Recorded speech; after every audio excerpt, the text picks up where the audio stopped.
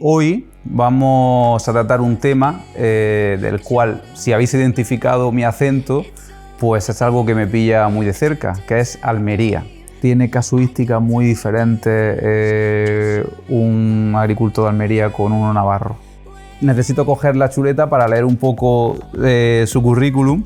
Es consejero delegado de COESPAL, la Asociación de Organizaciones de Productores de Fruta y Hortalizas de la provincia de Almería, pero también ha sido director del Comité Provincial de APROA, gerente de la Delegación de Almería de Cooperativa Agroalimentaria de Andalucía, vicepresidente del Consejo Sectorial de Fruta y Hortalizas de Cooperativa Agroalimentaria de España, presidente del Grupo de Trabajo de Hortalizas y Cooperativa Agroalimentaria de España, miembro del Comité de Fruta y Hortalizas AECOC, miembro del Colegio de Productores en el Consejo de Administración de la Asamblea de Regiones Europeas de Fruta, Legumbre y Hortalizas. ¿Y qué pensaste cuando te ofrecieron dirigir COESPAL en su momento y qué piensas a día de hoy? Bueno, un trabajador en Marruecos gana en Almería. De ahí la presión migratoria, porque un año de trabajo aquí es como en Marruecos. ¿Te has sentido escuchado por las administraciones? Sí, he escuchado, sí. Ya me encargaba yo de que me escucharan.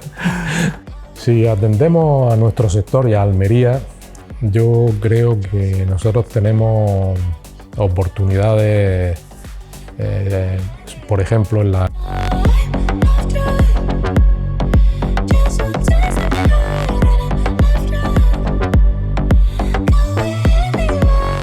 Hola a todos, bienvenidos a un nuevo capítulo de Plantando Ideas. Y hoy vamos a tratar un tema del cual, si habéis identificado mi acento, pues es algo que me pilla muy de cerca, que es Almería. Lo hemos llamado del milagro al desafío. Hoy vamos a hablar concretamente de la agricultura almeriense, de cómo está el sector hortofrutícola a día de hoy, de qué futuro tiene por delante, cómo está en comparación con otras regiones o provincias, si hay problemas o oportunidades o cuáles son para identificar el camino que vamos a tener. Y todo esto lo vamos a hablar, también trataremos muchos melones como siempre, pero lo vamos a hablar con una persona que es todo un referente y ha estado muy ligado al sector hortofrutícola en los últimos más de 30 años. Y necesito coger la chuleta para leer un poco su currículum. Es consejero delegado de COESPAL, la Asociación de Organizaciones de Productores de Fruta y Hortalizas de la provincia de Almería, pero también ha sido director del Comité Provincial de APROA, gerente de la Delegación de Almería de Cooperativa Agroalimentaria de Andalucía, vicepresidente del Consejo Sectorial de Fruta y Hortalizas de Cooperativa Agroalimentaria de España, presidente del Grupo de Trabajo de Hortalizas y Cooperativa Agroalimentaria de España, miembro del Comité de Fruta y Hortalizas AECOC, miembro del Colegio de Productores en el Consejo de Administración de la Asamblea de Regiones Europeas de Fruta, Legumbre y Hortalizas, vocal del Pleno de la Cámara de Comercio de Almería. Y voy a parar de leer porque si no, no acabamos el capítulo, pero os podéis hacer una idea de que tenemos aquí a uno de los máximos referentes del sector hortofrutícola a nivel nacional. Él es Juan Colomina. Bienvenido, muy feliz de tenerte aquí. Buenos días y bien hallado. Juan, todo el mundo conocerá qué es COESPAL, pero por si hay alguien que todavía no lo sepa o que sea nuevo en el sector, cuéntanos qué es COESPAL, cuáles fueron sus objetivos al inicio y cuáles son sus objetivos a día de hoy. Bueno, COESPAL es una asociación empresarial que se crea en 1977 y se crea por una necesidad muy clara, muy obvia y bastante perentoria, que era la de poder comercializar hacia los mercados europeos los productos que se producían en Almería. Eso hoy parece algo extraño, bueno, y es necesario para poder comercializar, sí. Entonces era necesario porque el comercio de frutas y hortalizas estaba sometido a un régimen de comercio de Estado. Entonces, para exportar cualquier cantidad de frutas y hortalizas necesitaba una autorización del Ministerio de Comercio. Y esas autorizaciones se daban en base a unas condiciones previas que tenías que cumplir. Eso había determinado que hubiera una diferencia entre las provincias productoras y las provincias que tenían, digamos, derecho a exportar, que podían conseguir esas autorizaciones de exportación. Con lo cual, Almería era una provincia emergente en los años 70, venía de no exportar, pero cada vez producía más, con lo cual se veía sometida a mantener una relación desigual con comercializadores de otras provincias que sí tenían abierto el canal hacia los mercados europeos. La organización se constituye en el 77 por 21 empresas que eran productoras y comercializadoras, con el objetivo de conseguir esas autorizaciones y poder llegar a los mercados europeos directamente, no a través de empresas de otras provincias. Su objetivo, obviamente, a la vista está, se consiguió sobradamente, y hoy Almería es una provincia no solamente productora, como ya lo era entonces, en mucha mayor medida, sino que también es una provincia comercializadora.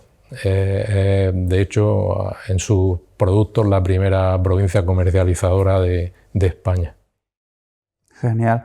¿Y qué pensaste cuando te ofrecieron dirigir Coespal en su momento y qué piensas a día de hoy?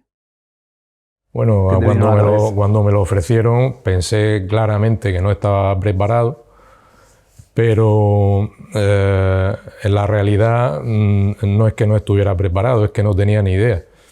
Era mucho peor, ¿no? Lo que pasa es que gracias a la ayuda del anterior gerente y de algunas personas a las que me debo totalmente, pues pude salir adelante poco a poco y hacerme con la actividad que se me exigía desempeñar. Me acuerdo que, por contar una anécdota, ¿no? Pues recuerdo que le dije concretamente a Jerónimo Molina, que es la persona que se dirigió a mí para contratarme: Jerónimo, ¿no sería mejor que yo hiciera un máster sobre comercio exterior o algo así? Y él me respondió que el mejor máster iba a ser precisamente empezar a trabajar, y llevaba toda la razón. Llevaba toda la razón. Qué bueno. Y leyendo tus cargos, todo lo que has desempeñado, uno obviamente no termina nunca de leerlo. ¿Qué te ha llevado a implicarte tanto en todas esas posiciones? ¿Ha sido pasión? ¿Ha sido responsabilidad? ¿Ha sido que nadie quería hacerlo? Pues quizás es difícil que pueda autodefinirme de manera objetiva, pero ya con los años que llevo bregando conmigo mismo, creo que soy, aparte de bastante, ¿cómo se diría?, tozudo, ¿no? O persistente en los temas que me interesan. Soy bastante apasionado. Me gustó mi trabajo, me lo planteé como una misión que, digamos, ética también, porque respondía no solamente a intereses económicos particulares, sino a intereses colectivos, a intereses territoriales de la provincia y de la sociedad almeriense. Es una provincia tradicionalmente sometida por los elementos, por los medios, por la naturaleza. Estamos en un rincón, en una esquina de la península. Estábamos hoy día, afortunadamente, cada vez mejor comunicados, pero muy mal comunicados, porque la capital, la ciudad, está en la costa y está completamente separada del resto de la península por 5 sierras, creo recordar que hay. Y la salida era muy difícil por carretera. Tradicionalmente había más facilidad de salida por mar que por carretera. De hecho, la uva de barco, antes de existir los medios de comunicación que existen hoy, que facilitan la llegada de nuestros productos a los mercados, tenía que salir precisamente en barco. Por eso se llamaba la uva de barco o la uva de Oanes. Sí. y gracias a la vía marítima llegaba hasta Australia, Nueva Zelanda, etc., ¿no? Al darme cuenta de que, o al autojustificarme con ese argumento, que Almería era una provincia necesitada de una gran dosis de trabajo, pues me lo tomé muy en serio y durante muchos años la verdad es que he estado haciendo un trabajo que me ha permitido disfrutar y aprender muchísimo. Qué bueno. Has estado sentado en muchos sillones, de Almería hasta Bruselas. Más sillas que sillones, ¿no? ¿Dónde se toman realmente las decisiones? ¿Se toman en las cooperativas? ¿Se toman en Bruselas? ¿Se toman en despachos en Madrid? ¿En los lineales de los supermercados? Depende de qué decisión queramos atender. Si te refieres a las decisiones sobre el mercado, las decisiones yo entiendo que las toman las grandes cadenas de distribución minoristas. Las cadenas de distribución minoristas son las que mantienen la relación directa con el cliente, el consumidor, y el consumidor va evolucionando en sus preferencias, va plasmándolas, como algunos economistas dicen, día a día, en el ejercicio más democrático que existe, que es el de ir a comprar y escoger, votar por el producto que prefieres y que te gusta. Y esa democracia directa y diaria, constante, va haciendo evolucionar los mercados. Como las cadenas mantienen esa relación directa con el consumidor, que debería ser quien mandase, ellas son las que nos transmiten las preferencias convenientemente traducidas, porque el interés de las plataformas también obviamente juega un papel. Y nosotros tenemos que adaptarnos. Recuerdo siempre la frase que decía un agricultor y presidente de una gran cooperativa, que decía que no había que ver a los clientes como enemigos, ni mucho menos, sino como nuestros aliados y nuestros profesores, por así decirlo. Eran quienes nos marcaban el camino, nos proponían, nos planteaban qué es lo que deberíamos hacer. Mira, sería mejor que los productos tuvieran más sabor, que los productos tuvieran más color, que el envasado fuera de esta o de aquella manera. Si eso te lo tomas como exigencia de un enemigo, de un competidor, mal vas. Es mucho mejor, porque además responde más a la realidad, aceptarlas como los buenos consejos de un maestro o de alguien que quiere tu bien, porque tu bien es su bien. Si tú le ofreces un gran producto, él va a poder ofrecerle a su cliente un gran producto a su vez, y todos vamos a progresar. Totalmente. Has estado en todas partes, pero no estás en redes. ¿Es una decisión estratégica por ausentarte del ruido que hay? No, más bien es pudor. Tengo una actividad bastante intensa en redes, pero en una actividad privada con grupos de amigos o familiares, y creo que es bastante intensa. Y luego utilizo las redes sociales para informarme. Hoy día no te puedes fiar de lo que aparece en los medios. Totalmente. Y prácticamente mi fuente de información está en las redes sociales. Pero a mí no me gusta aparecer, primero porque pienso que no tengo nada relevante realmente que ofrecer. Segundo, por pudor, porque pertenezco a una generación donde mostrarse públicamente no tenía demasiado sentido, ¿no? Y a mí me hace mucha gracia ahora todo estas redes sociales y estos influencers, sí, que hablan sobre estoicismo, y practican todo lo contrario, practican una especie de exhibicionismo hedonista. Sí, sí. Pero bueno, es lo común en la humanidad, predicar y no dar trigo. Es verdad, es verdad. Y hablando de esta gente joven, si te digo la palabra juventud, ¿qué te viene a la cabeza? Bueno, juventud, pues mi hijo es lo que me viene a la cabeza, pues son jóvenes, 23 y 28 años.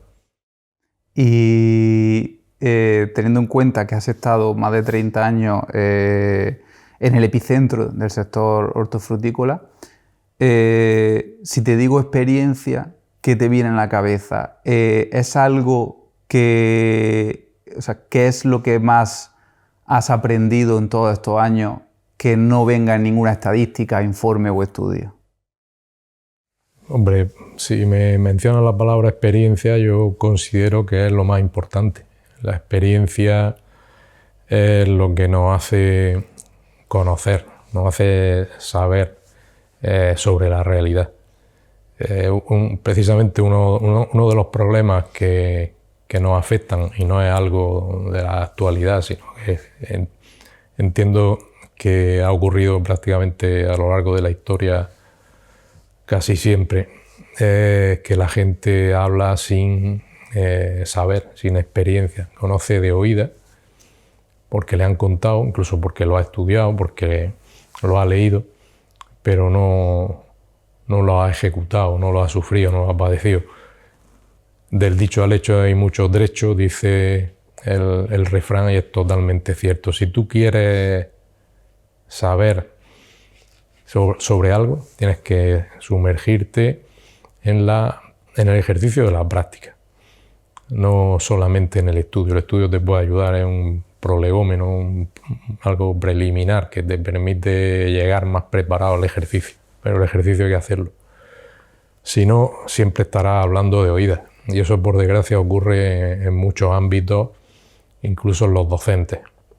Y no digamos ya en la literatura o hoy día en las televisiones, incluso los periódicos, la cantidad de expertos en todo que hay. En Coespal habéis creado hace no mucho, creo, si no corrígeme, un área de sostenibilidad. ¿Está más, ha sido por conciencia, por normativa, exigencia de los consumidores? Realmente la creación del área de sostenibilidad ha sido más bien un cambio de denominación, una incorporación de una nueva denominación para clarificar la organización, porque realmente no se ha incorporado ninguna actividad nueva. Las actividades que se engloban en ese área se vienen desarrollando desde hace muchísimos años, casi desde el año 93, 95 empezamos con esas actividades. Lo que hemos hecho ahora es ordenarlas bajo esa denominación, calificarlas para entendernos mejor entre nosotros, entendiendo siempre los tres aspectos de la sostenibilidad: económico, social y ambiental, no solo la ambiental. Digamos que lo habéis practicado siempre o desde casi el principio, pero ahora lo habéis etiquetado y ordenado, ¿no? En una ahora estructura. lo hemos calificado así porque entendíamos que es una buena manera de ordenarlo. Podríamos haberlo hecho de otra manera. Realmente la sostenibilidad ha pasado por distintas fases en los años de mi actividad profesional, y en un principio lo que predominaba era la necesidad económica, la sostenibilidad económica. Poco a poco, cuando esa necesidad ha ido alcanzando satisfacción, se han ido incorporando otros criterios, el social inmediatamente después y el ambiental. Y esto que estoy describiendo pues prácticamente ocurre durante los años 90, claro. Que es cuando... Y el llamar al área sostenibilidad no es otra cosa que como he dicho, denominar a varios departamentos distintos encargados de actividades relacionadas con la economía, los mercados, la sociedad, trabajadores, empleados y clientes y el medio ambiente, llamarlo así. Y clasificarlos mentalmente también de esta manera que estoy describiendo. Claro. Realmente lo que a nosotros nos ha...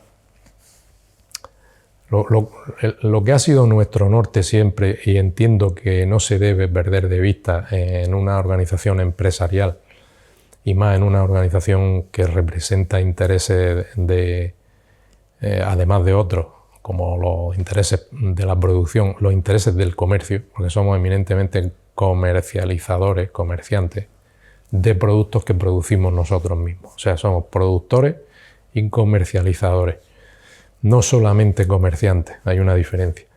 Lo que debe atender, repito, es al mercado.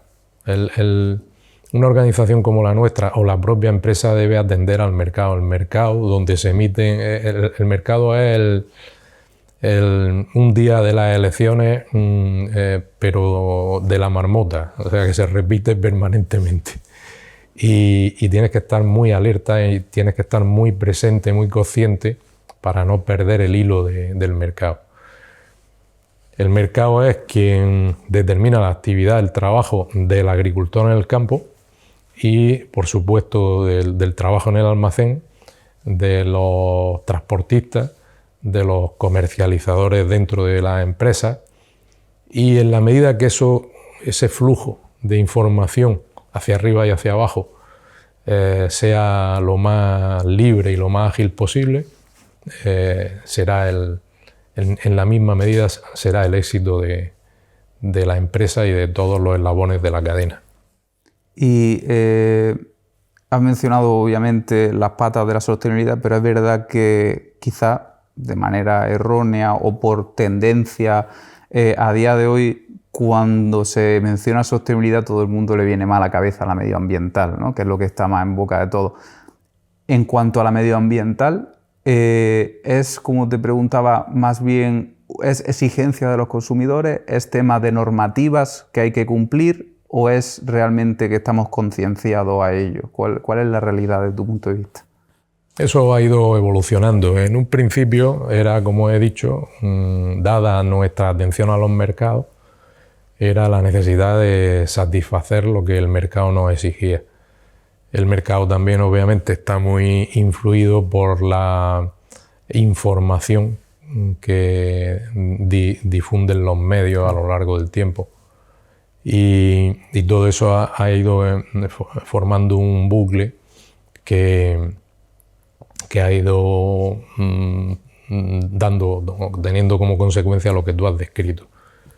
Que la gente normalmente siempre piense en medio ambiente o en ambiente cuando se habla de sostenibilidad. Pero nosotros también estamos, a la vez que somos como productores y comercializadores, a la vez que somos productores y comercializadores, somos consumidores y somos ciudadanos. Entonces, esa información que se difunde también nos llega y también vamos evolucionando en nuestra manera de ver los problemas, los asuntos, las cuestiones. O sea que al final el tema de esa difusión o esa tendencia de los medios hace también que nosotros creemos ese futuro, ¿no? Integrándolo en nuestra mentalidad, nosotros como consumidores. Eso ha facilitado nuestro trabajo porque de cosas que al principio, hace años, en los años 90, les hablaba a los agricultores o le hablaba a las personas relacionadas con la actividad y te costaba hacérselo entender. Hoy día los propios protagonistas del sector están mentalizados y están proponiendo constantemente soluciones, con lo cual la eficiencia ha mejorado mucho. ¿Cómo está la salud del agroalmeriense a día de hoy? Yo creo que afortunadamente tenemos una buena salud. Quizá estemos en una de nuestras mejores épocas desde el punto de vista de la preparación, de la acumulación de conocimiento, de información, de formación, de tecnología, incluso quizá de capital. Lo que más me preocupa, donde yo veo la debilidad, donde no creo que estemos en tan buen momento, es precisamente en Europa, en nuestros mercados. Las sociedades europeas, la economía europea y por ende los mercados a los que tenemos que dirigirnos, por otras razones que no hemos tratado, como que nuestros productos son muy perecederos y es muy difícil venderlos fuera de Europa, fuera de nuestro entorno. África no es un mercado todavía consolidado y más allá de Europa es difícil llegar. Ya las sanciones contra Rusia en 2014 nos perjudicaron mucho. Y luego los efectos de la decadencia económica europea, pienso que aunque todavía no nos están afectando, van a afectarnos y duramente, más tarde o más temprano. Claro, Almería, como comentaba hace muy poquito, ha tenido unas malas cartas de partida desde su comienzo. Seguramente, como comentaba en otro capítulo David Uclés, venía de ser una de las provincias o la provincia más pobre de España, y luego has comentado el tema de la geografía. A nivel comunicaciones le ha dificultado mucho su camino también. Aparte de esas malas cartas, hemos tenido también otras cosas a favor para que se hablara también tanto del milagro Almería o, como decía David Uclés, la revolución transparente. Pues yo creo que lo que hemos tenido a favor son las malas cartas, precisamente. Lo que debilita fortalece, ¿no? Al mismo claro, tiempo. La debilidad. Lo que nos ha permitido llegar a donde estamos es la capacidad de sobreponernos a esas malas cartas. El déficit en comunicaciones producido por la orografía y por la distancia, el posicionamiento, las situaciones en la esquina peninsular, la cercanía, que es muy determinante a zonas económicamente deprimidas, como es África, porque hay que tener en cuenta que en barco a Melilla, a África o a Orán, hay menos distancia que por carretera a la capital de provincia más cercana, que es Granada. Eso no lo pensamos. Yo sí lo he explicado varias veces en Bruselas, porque no lo entienden. Ellos no son capaces desde el centro, digamos, de la burocracia europea de darse cuenta de dónde estamos nosotros situados. Ven, conocen lo de la, ¿cómo le llaman? La índole ultraperiférica de Canarias, pero no conocen nuestra, si no ultra, mega periferia, ¿no? Carácter periférico. Nosotros estamos más cerca de África que de Granada, no en tiempo, pero sí en distancia. Claro, no es lo mismo estar en la frontera francesa, con un país muy desarrollado económicamente, de donde te puede llegar riqueza, que estar cerca de territorios tan infradesarrollados como han sido los que tenemos al sur. Otro dato que me llamó mucho la atención y empecé a difundir desde hace tiempo era que la diferencia entre el nivel de renta español y el marroquí, por ejemplo, era la mayor del mundo, era la frontera más desigual del mundo. Era una relación de 1 a 9, mientras que, por ejemplo, la relación entre esa frontera tan discutida que es Estados Unidos-México es de 1 a 6. Hay mucha más desigualdad, hay aproximadamente un 30% más de desigualdad entre nosotros y Marruecos que entre Estados Unidos y México. ¿Crees que estamos cerca de un fin de ciclo de la agricultura almeriense, que ha perdido fuelle, que ya no es punta de lanza? Yo no creo que las cosas pasen. Yo creo que las cosas hay que hacer que pasen, hay que hacer que ocurran. Entonces dependerá de lo que hagamos. Si tomamos malas decisiones, pues podrá ser un fin de ciclo.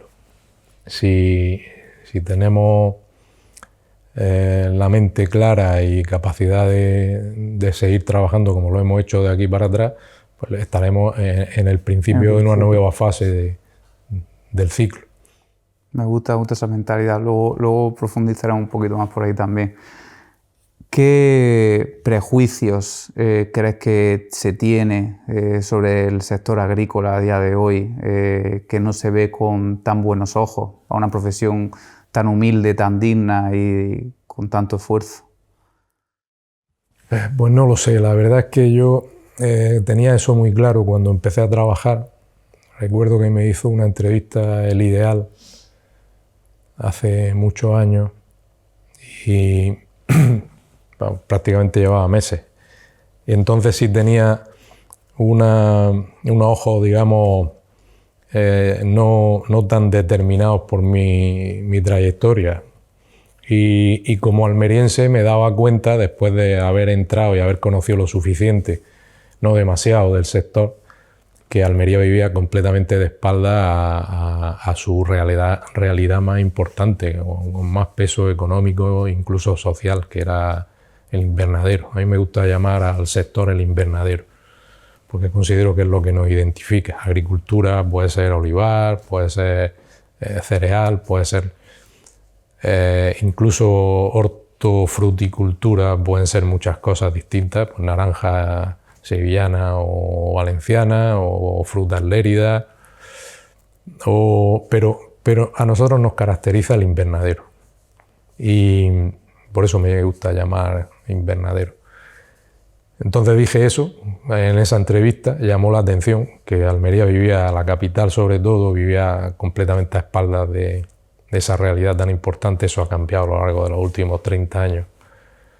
Pero ya te digo, no soy capaz quizá yo perciba que la visión vulgar, común sobre nuestro sector, tú mismo has utilizado la palabra humilde, ¿no?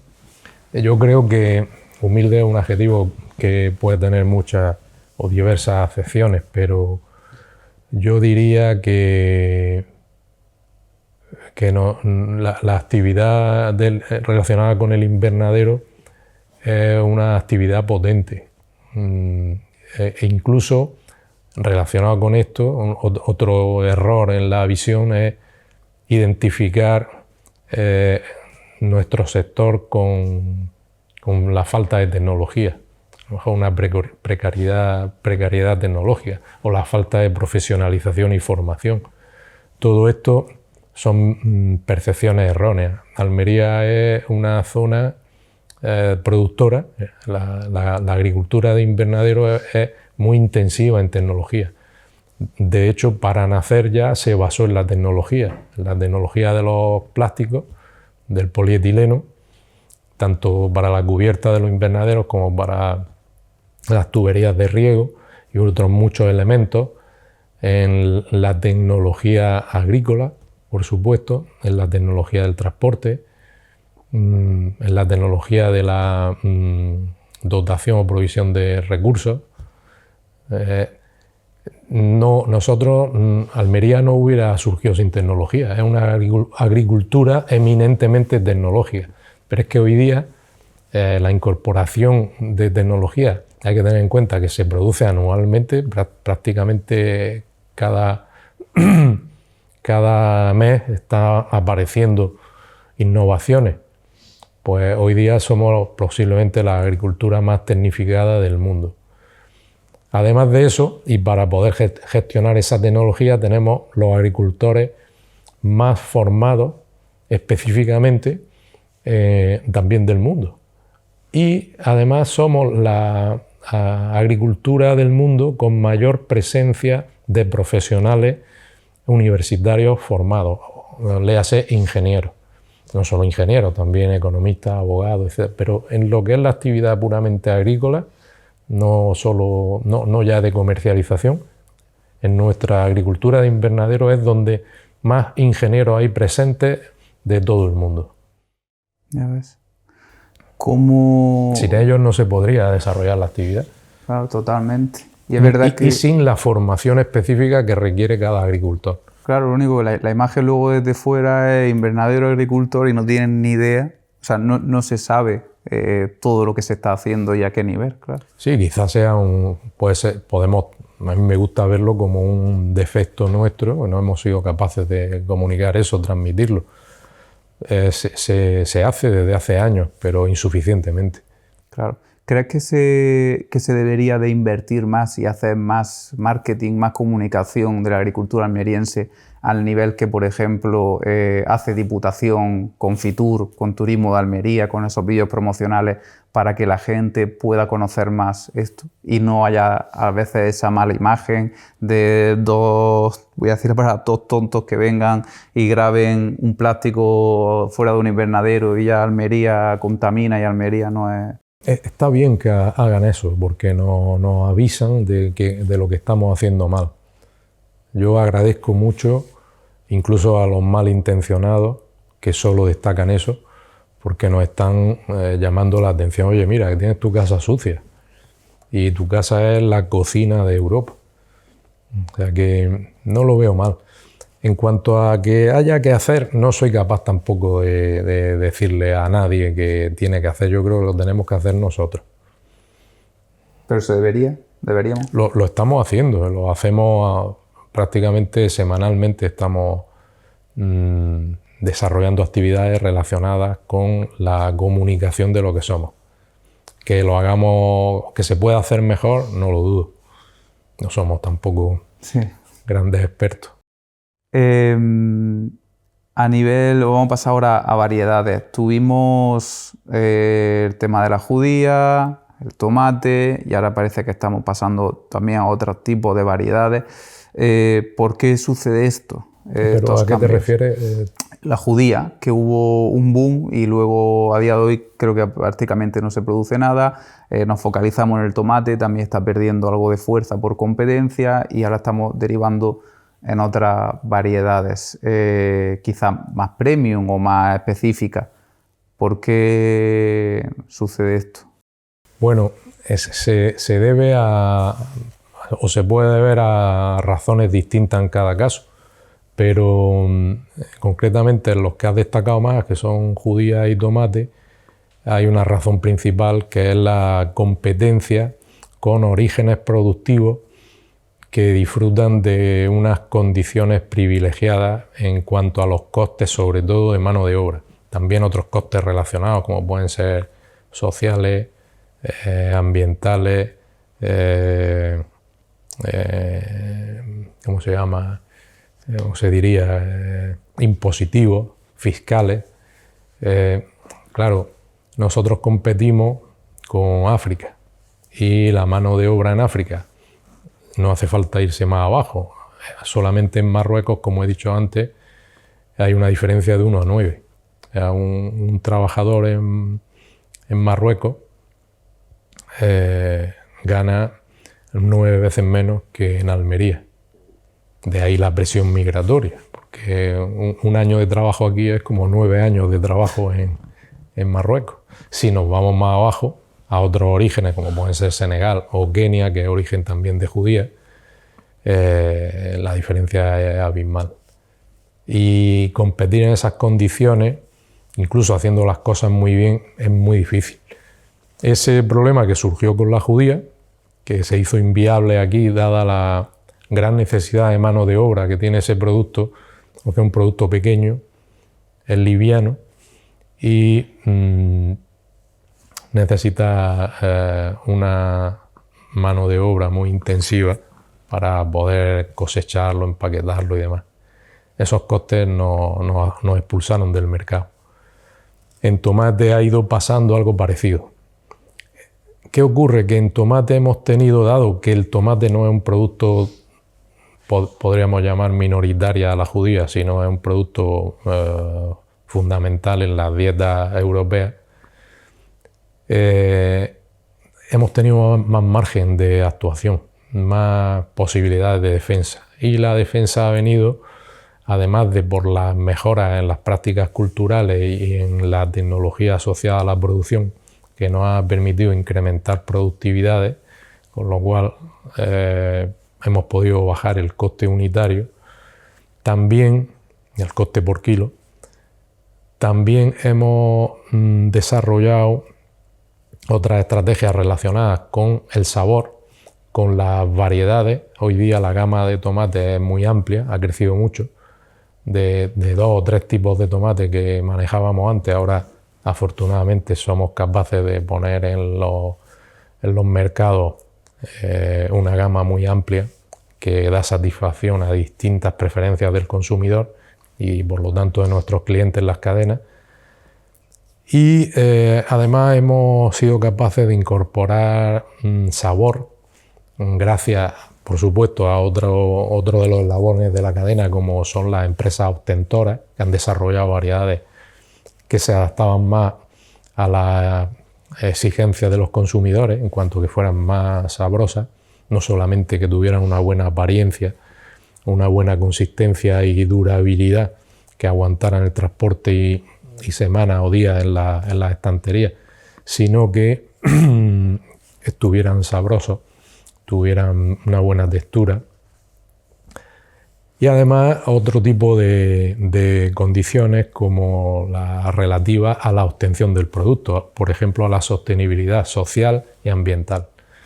Certificaciones de calidad, certificaciones ambientales, y todo eso nos ha permitido soportar un poco mejor en tomate el embate de esos orígenes tan competitivos en cuanto al coste de producción que en la judía.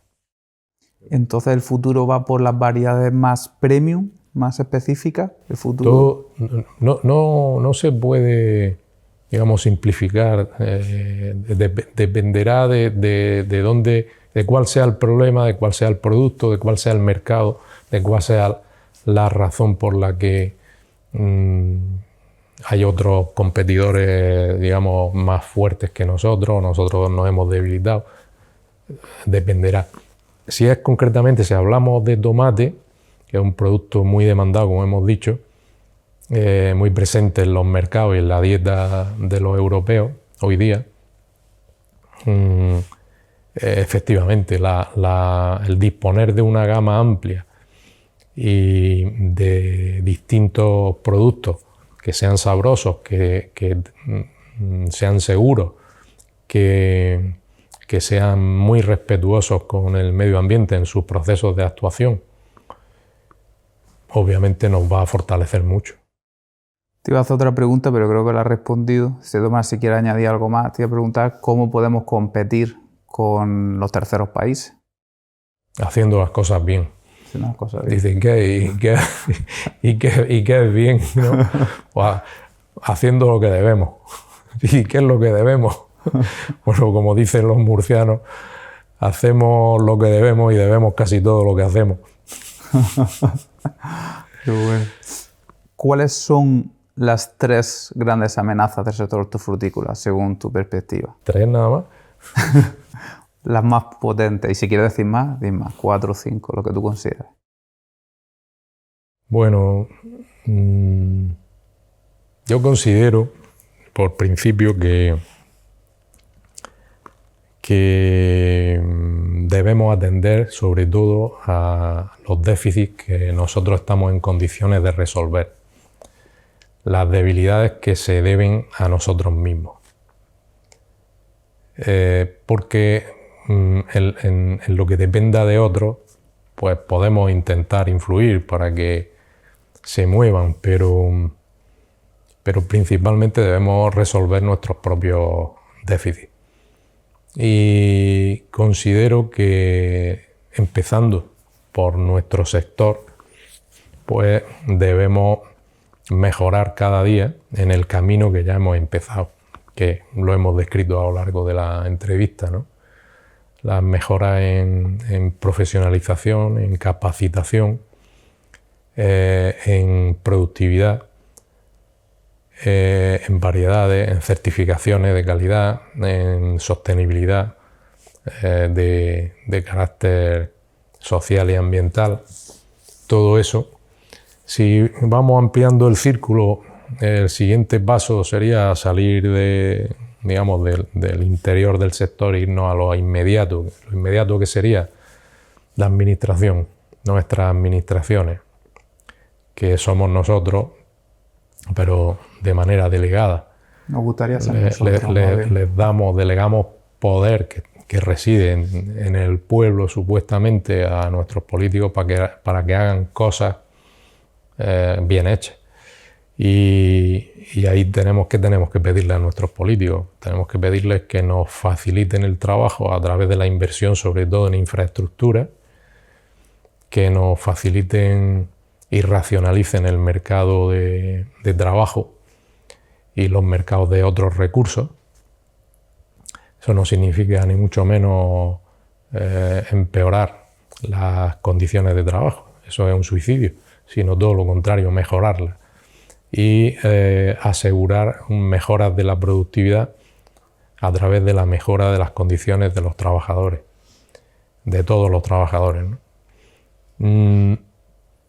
Mejora en infraestructura, mejora en el acceso a los recursos, y hay algo que lo voy a mencionar, pero sé que no lo van a resolver porque va en contra de su propia naturaleza, que es la simplificación burocrática, la eliminación de carga burocrática.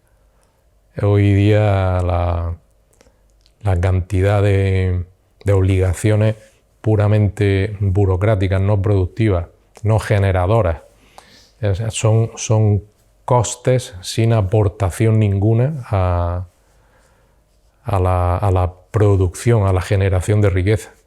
Es enorme. A mí me sorprende que cada día que pasa, que tenemos más tecnología, que podemos ser más eficientes, parece que cada vez hay más trámites burocráticos. La voluntad, la ansiedad, el apetito de control, de información para nada, porque no se utiliza, de las administraciones, todas las administraciones, pero sobre todo en función de su fuerza, la autonómica, la nacional y la de Bruselas. Las locales en menor medida, pero también van aprendiendo, y cuanto más se fortalecen, peor.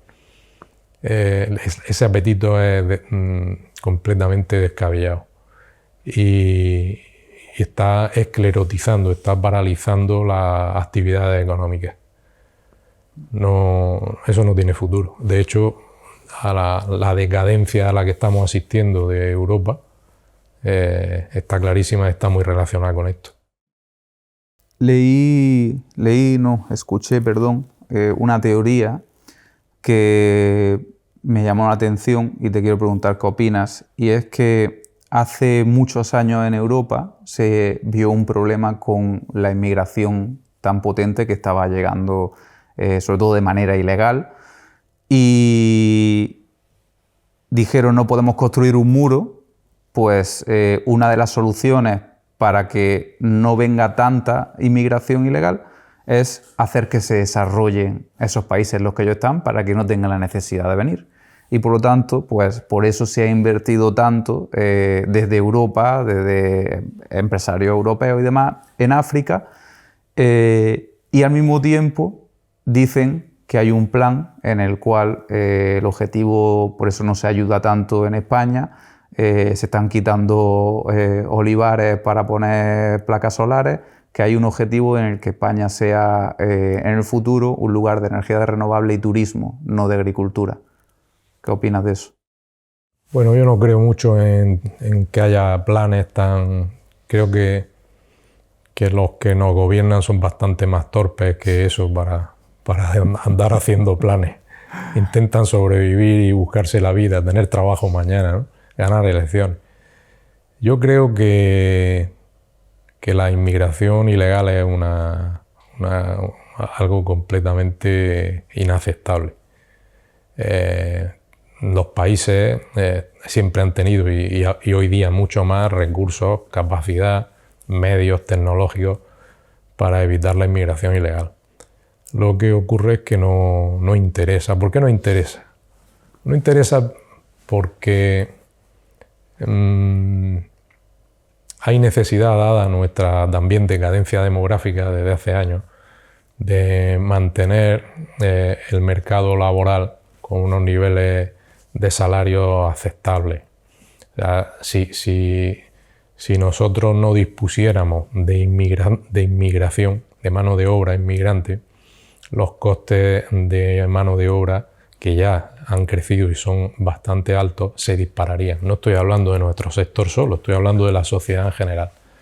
Yo creo que Europa hace años que se dio cuenta de eso y entonces tenía dos maneras de afrontar el problema. Uno de ellos era a través de la inmigración legal, como tradicionalmente se había ido haciendo en Europa cuando las cosas se hacían bien, en la época del esplendor europeo, del crecimiento europeo, años 60, 70, cuando siempre se habla, los españoles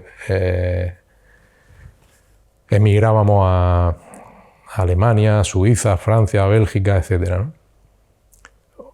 Pero desgraciadamente no estamos en esa época. No tenemos esos políticos, no tenemos esa exigencia de austeridad, de control presupuestario, etc. Y las administraciones han abandonado completamente su función de control del acceso a los territorios. Se ha dilapidado la territorialidad, se está dilapidando la nacionalidad y se está dilapidando la seguridad, y lo estamos viendo todos los días. Un solo problema con un solo inmigrante ilegal que afecta a una persona, puede que socialmente en los medios, en las estadísticas sea un número, pero es una tragedia para la persona que se ha visto afectada por un delito y en muchos casos grave y con resultado de muerte. Eso es una dejación en el cumplimiento de sus obligaciones por parte de nuestras administraciones enormes. Y luego la inmigración ilegal y sobre todo lo que tiene que ver no solamente con el impedimento, con impedir que se acceda ilegalmente a nuestros territorios, sino con la asistencia una vez que están aquí, pues dan lugar a los poblados chabolistas, a la infravivienda, a la, ¿cómo le llaman?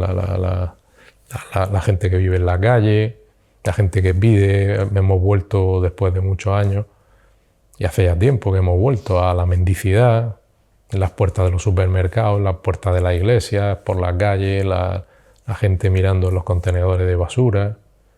Eso que yo recordaba de mi infancia, cuando realmente había una pobreza inevitable, lo hemos vuelto a traer.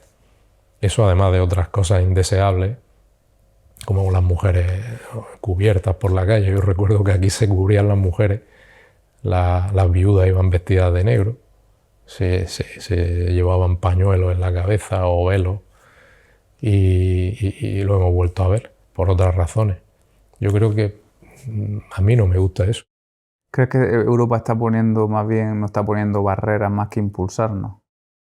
No, Europa no es Europa, somos nosotros. Europa también.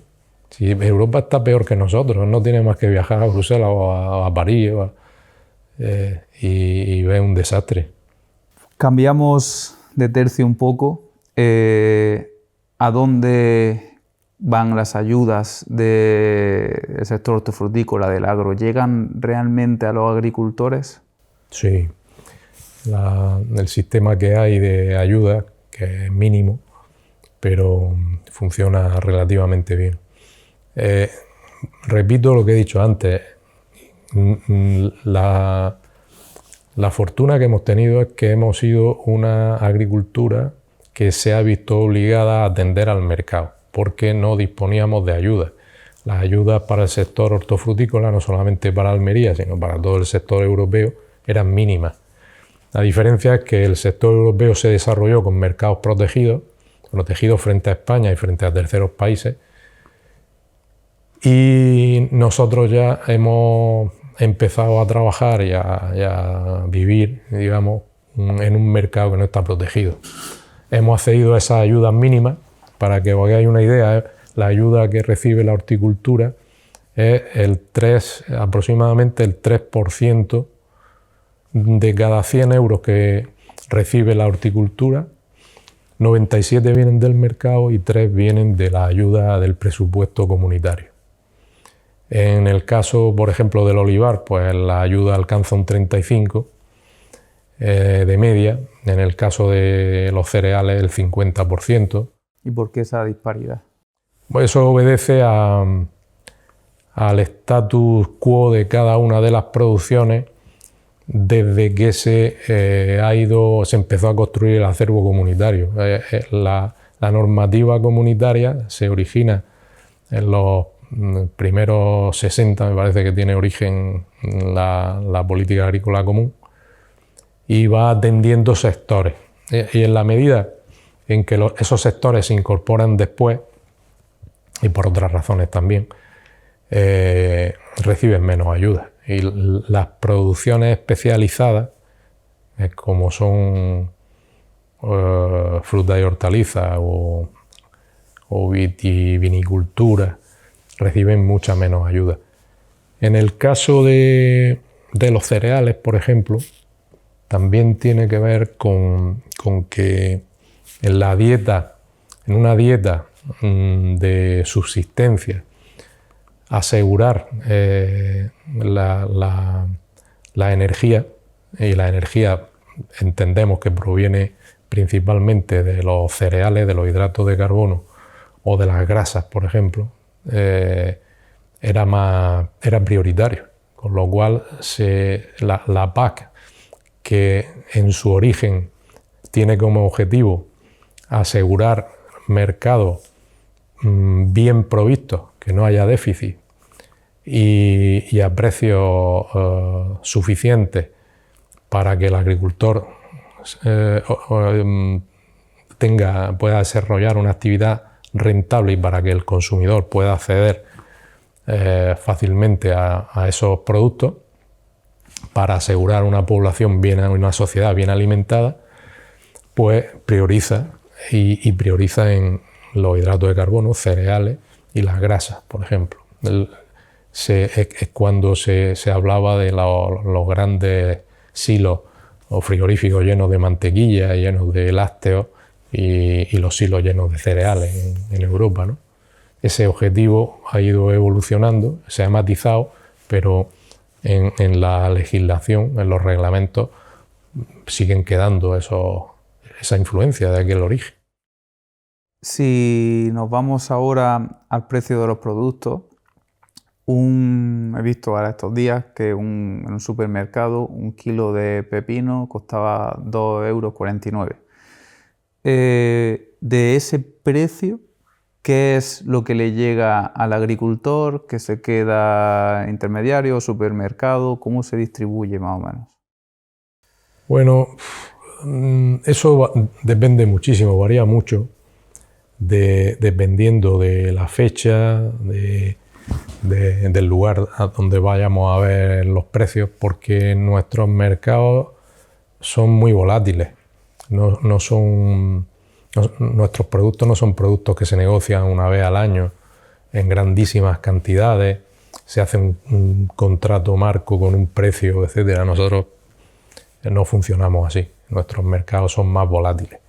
Si bien la presencia y la intención de las cadenas de supermercados es filtrar esa volatilidad para proporcionarle al consumidor condiciones de acceso más estables tanto en volumen, o sea, que haya suficiente tomate, como en calidad, que haya suficiente tomate con una calidad estable, como en precio, que haya suficiente tomate con una calidad estable y a un precio más o menos estable. Pero a pesar de eso, la volatilidad llega también a los mercados, al consumidor, los mercados de destino. Y nosotros tradicionalmente hemos hecho siempre las cuentas aproximadas en que del coste final de un producto, del coste, no digo del precio al consumidor. Un tercio era para el agricultor, otro tercio era para la confección y otro tercio para el transporte. Pero claro, nosotros somos muy periféricos en Europa, estamos muy lejos de los mercados. En el caso de Holanda, por ejemplo, que están situados en el centro de Europa y muy cerca de los mercados, ese escandallo varía, claro, es diferente. Claro. Pero nosotros siempre hemos hecho aproximadamente esa cuenta. ¿Qué grandes oportunidades ves para el sector? Yo veo las oportunidades salvando la eventualidad que he descrito de la decadencia económica, provocada además por este militarismo un poco loco que nos invade en Europa. Yo veo una gran oportunidad en que en lugar de evolucionar hacia un conflicto militar, como ahora llaman cinético en Europa, tuviéramos un futuro de paz y consiguiéramos incorporar a Rusia a los mercados europeos. Serían más de 100 millones de consumidores más, de los que empezamos a disfrutar hace ya años. Y además de eso, pues considero que en una sociedad orientada al bienestar económico y social, pues estaríamos muy bien situados, porque la competencia no sería tanto por precio como por calidad. Y nosotros estamos en condiciones de ofertar, como he dicho antes, hoy día muy buena calidad.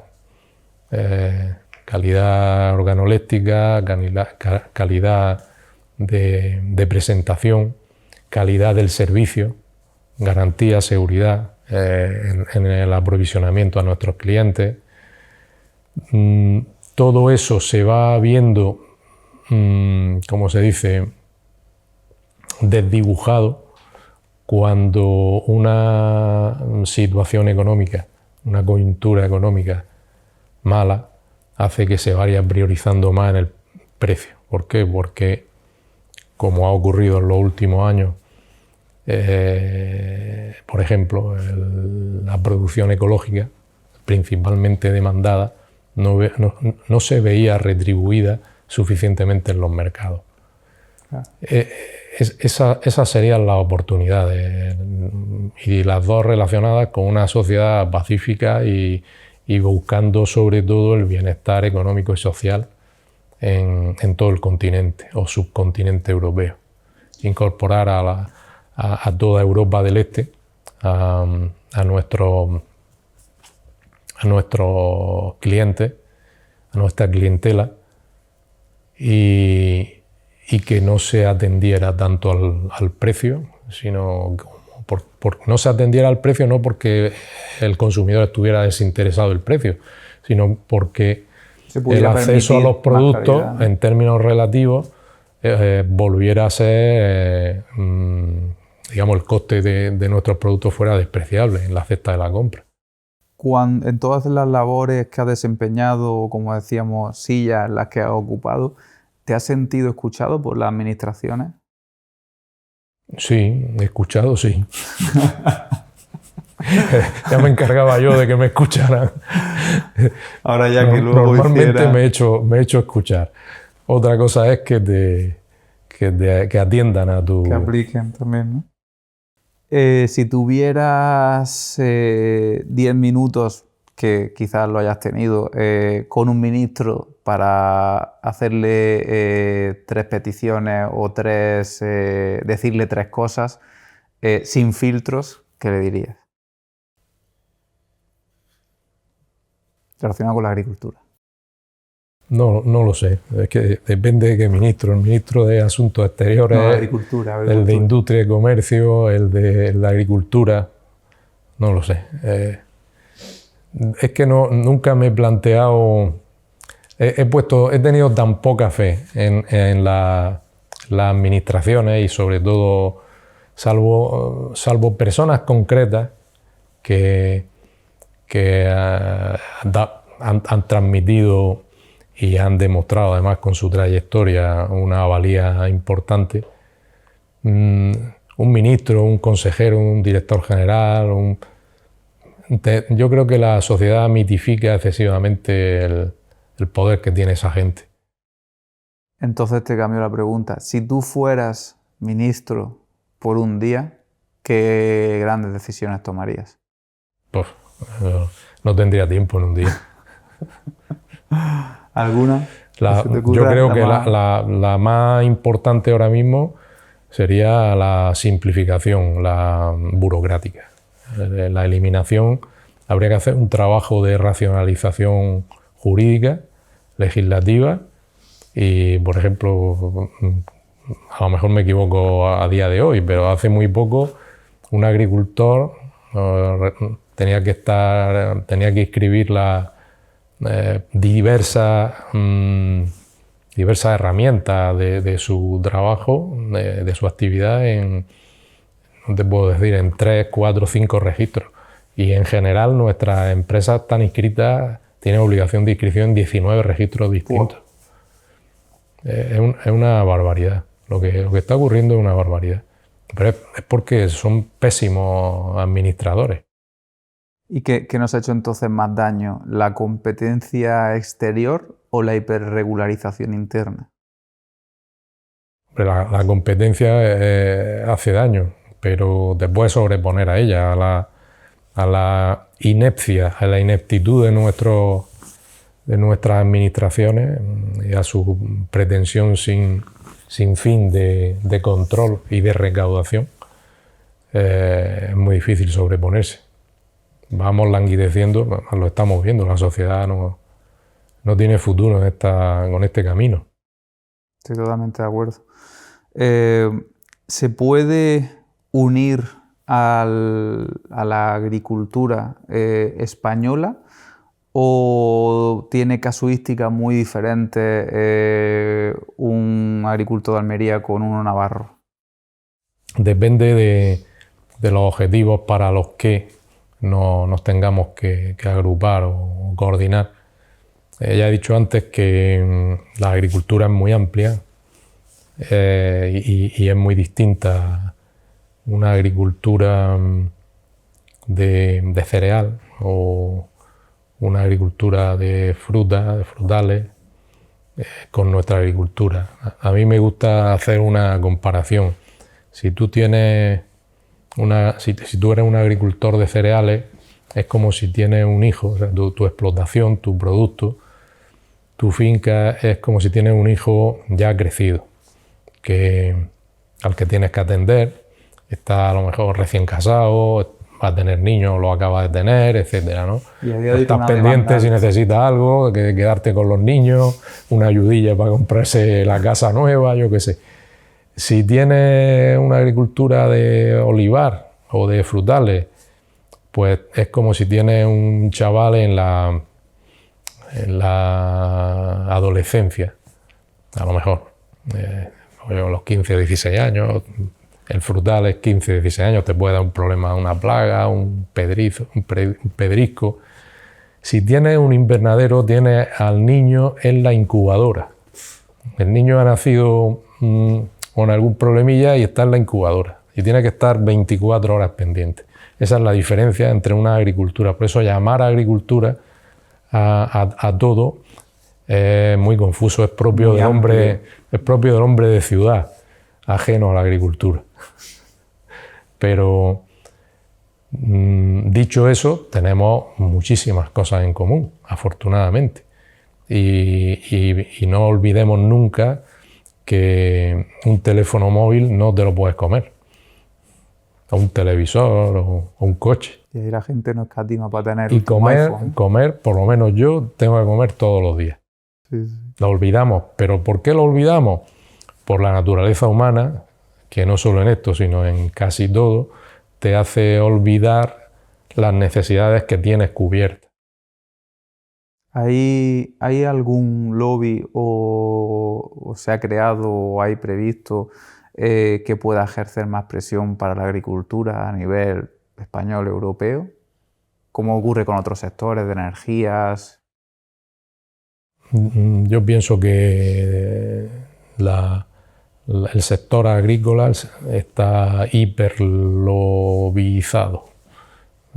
Tenemos muchos lobbies en contra de lo que la gente pueda pensar. Pasa que nuestra capacidad de influencia es limitada, porque normalmente, por ejemplo, el sector de la energía es un sector conscientemente organizado de manera oligopólica o monopolizada. Y claro, cuando tú eres un oligopolio, estás hablando con muy pocos interlocutores, es mucho más fácil, tiene mucha más capacidad de influencia.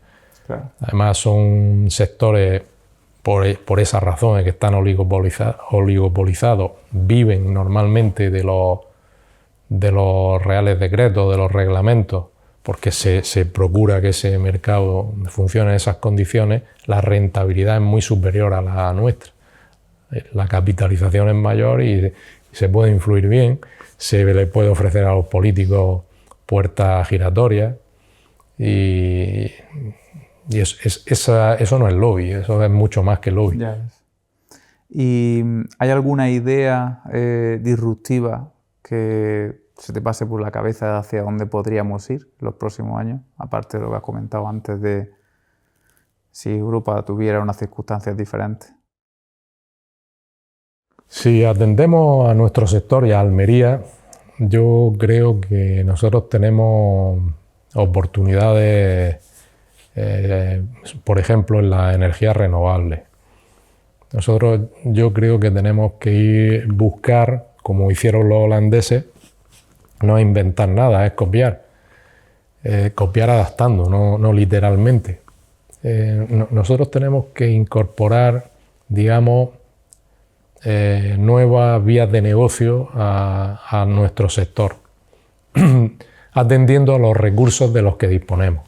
Disponemos de suelo, disponemos de vuelo, disponemos de sol, disponemos de viento, y sabiendo que tenemos eso, ¿qué podemos hacer con eso? No trabajar con anteojeras exclusivamente. Yo soy un agricultor de invernadero y solamente me dedico a eso. Sí, por supuesto, esa es tu actividad principal. Pero ¿hay algo más que pudiera hacer con esos recursos que tienes? Una pregunta.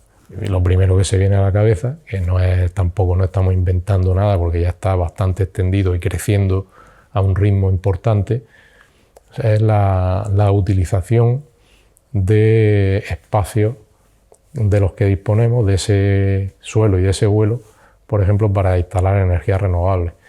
En un principio para nuestro autoservicio, pero incluyendo en el autoservicio, por ejemplo, los consumos de las cooperativas, incluyendo en el autoservicio los consumos, por ejemplo, de las comunidades de regantes y del bombeo de agua, y en un futuro, ¿por qué no?, el suministro a la sociedad en general, a los núcleos urbanos.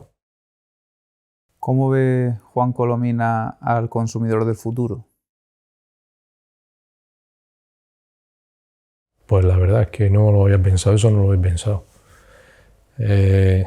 Depende de cómo evolucione la sociedad, las circunstancias, pero yo espero que todo vaya bien y vayamos a mejor. Entonces el consumidor será un consumidor exigente, bien formado, muy informado, y exigirá productos cada vez mejores, más sabrosos, más saludables, mejor presentados, y eso fortalecerá nuestra posición en los mercados. ¿Un titular para el futuro?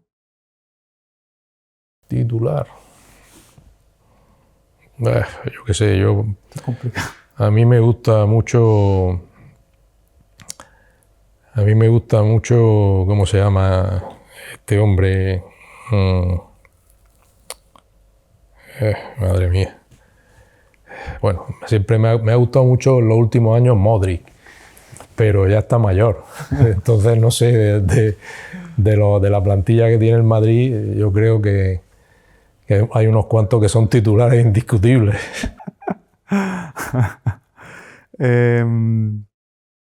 Y en Copa Davis, Alcaraz. Alcaraz, ¿no? Te han entrevistado muchísimas veces en todos estos años. Pero así tan largo, ¿no? Así tan largo no, hoy queríamos profundizar. Y entonces, como nosotros no tenemos, digamos, ningún tipo de censura, no tenemos ningún gran medio con ningún ideal ni nada por detrás, ¿hay alguna pregunta que no te hayan hecho, que te hubiera gustado que te hicieran para hablar libremente? ¿Sabes lo que pasa? Que este tipo de preguntas, de recursos así periodísticos, nunca lo he entendido. Entonces, Vale. a mí qué preguntas, que tantas Han hecho, ¿no? No hay problema. como lo del ministro, porque normalmente la gente piensa que los ministros pueden hacer algo y pueden hacer cosas, pero normalmente muy poco. Esa gente está ahí. Además, con el paso de los años, la clase política ha ido centrándose exclusivamente en la captura del voto. Para las siguientes elecciones. Y en la ¿cómo se dice eso? El mantenimiento en el puesto o en su carrera política. Totalmente. Un desastre esto. Ya estamos cerrando, vamos a pasar a una serie de preguntas cortas, pero antes de eso, si frotara la lámpara y te saliera el genio, ¿qué 3 deseos pedirías? Me estoy acordando del chiste, pero no voy a pedir eso. Pues yo ahora mismo lo que pediría principalmente es que todos estos sueños de conquista de la clase política europea que desaparezcan, porque la consecuencia, si nosotros seguimos un hilo discursivo a partir de las declaraciones que están haciendo, no en este caso nuestro presidente Pedro Sánchez, que es bastante comedido en esa línea, pero por ejemplo el canciller alemán o Macron o incluso los ingleses, de lo que estamos hablando es de que vamos a entrar en guerra con Rusia en 2029 o 2030. Y eso quiere decir que chavales en edad militar tendrían que ir al frente, europeos. Eso yo no lo puedo entender. No lo podía entender hace 2, 5 o 10 años, pero hoy día lo veo una locura. No tiene sentido ninguno. ¿Qué quiere decir esto? ¿Qué necesidad tenemos nosotros de todo por su historia? De entrar en una guerra? Que se nos ha perdido a nosotros en Ucrania. Voy a entrar vamos a entrar en guerra con, no lo sé, con Burkina Faso, con Rusia, que es la primera potencia nuclear. Entonces, si tengo que pedir 3 deseos, pues yo lo que pediría es paz, totalmente. Pues pasamos ya al final. Ahora te voy a hacer una serie de preguntas para responder corto, sencillo, breve. Esta sección se llama 3 semillas. ¿Qué idea te gustaría que germinara en el sector hortofrutícola? Para mí la mejor idea es la tendencia a la innovación. El abandono, para los que hayan incurrido en ello, de la comodidad, de la acomodación. Hay que estar permanentemente mejorando. ¿Una que crees que debería morir? ¿Una idea? Por ejemplo, la idea del determinismo, esa de cómo vamos a estar. Bueno, vamos a estar como nosotros decidamos que vamos a estar, o como resulte de lo que nosotros pretendamos y hagamos. Puede que no consigas tu objetivo 100%, pero tienes que actuar para perseguirlo y conseguirlo. Si los consigues en un 90, en un 50 o en un 30, esa será otra cuestión. Pero no puedes decir, no, es que esto está perdido, es que no van a poder con nosotros, no. ¿Y una idea que esté ya floreciendo? Yo soy muy optimista en cuanto precisamente a lo que estoy diciendo, a la innovación. Yo creo que hay agricultores, como siempre lo ha habido, pioneros, que están haciendo las cosas muy bien, y esos van a ser banderín de enganche, van a ser un botón de muestra y modelo a seguir para constituir una especie de élite en la que fijarnos y vernos. Ahora pasamos al cuestionario verde. ¿Qué te pone de mala uva? De mala uva. Yo siempre estoy de mala uva. Es difícil sacarme de ahí. No puedo. La incompetencia, las barbaridades que se ven día a día en la sociedad y la absoluta inoperancia de nuestras administraciones. Veo la clase política la peor de la historia. ¿A quién le tirarías tomates? A los políticos. Lo mismo. ¿Qué te importa un pepino?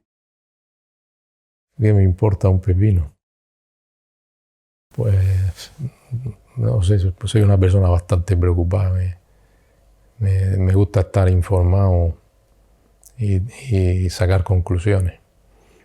O sea, me preocupo por prácticamente todo. ¿Qué esperas como agua de mayo?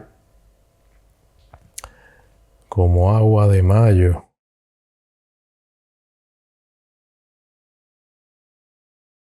No tengo agilidad mental para este tipo de preguntas, de verdad. Pues lo has dicho antes, ¿no? También la paz, ¿no? Que se solucione quizás. Sí, por no redundar. ¿Qué melón de tu sector te gustaría abrir?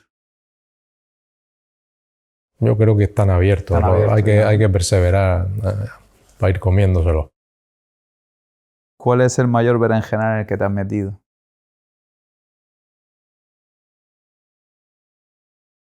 Yo es que mi lema es justo el contrario del refrán, es meterme en camisa de 11 varas. O sea, que he pisado todo tipo de sembrado, de berenjena y de otros productos. ¿Y cuál es la frase célebre o cita favorita que ha sembrado así una idea más fuerte en ti? Frase célebre. Una frase célebre, un refrán, un dicho.